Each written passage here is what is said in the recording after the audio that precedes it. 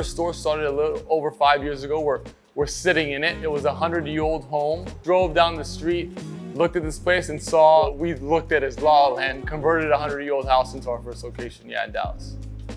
When we opened the first Land Cafe, the community response was absolutely phenomenal. I'm a pretty optimistic person and I thought it was gonna go really well, but it blew all my expectations out of the water.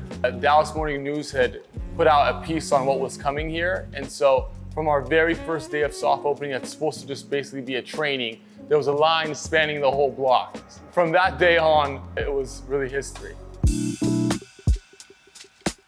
When I went to SMU, it helped me think about the business world in different ways. There were so many inspiring leaders who came into really small classes, by the way, which is crazy to think about, whether it's the CEO of Chase or whatever it is, and they're coming into a 30-person class. What I really got out of it most was being inspired. We've always believed that a part of normalizing kindness, right, is also giving genuine compliments. And so when we built the company, it's always been about how do we normalize that aspect, right? Our team members in our stores were used to genuinely complimenting guests that would walk in through our doors, and then COVID hit, right? So we were no longer able to do that. Our corporate team, which was literally 3 people at that time, decided, why don't we get in a car and just start yelling compliments out the window? We're refreshing the video, it was 10,000 views, 20,000 views, 100,000 views, and the next morning it had 1 million views.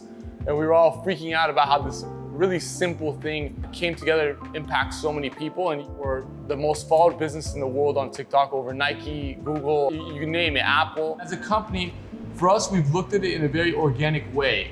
We're not using social media to drive sales to our stores.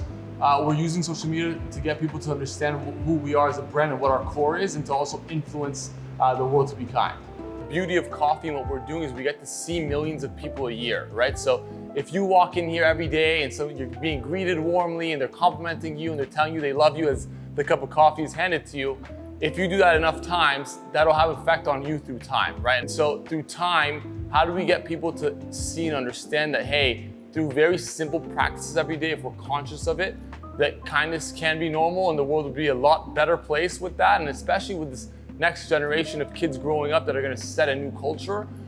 For us in our stores and through social media and our impact, we hope the legacy that we leave is a much kinder culture for the future.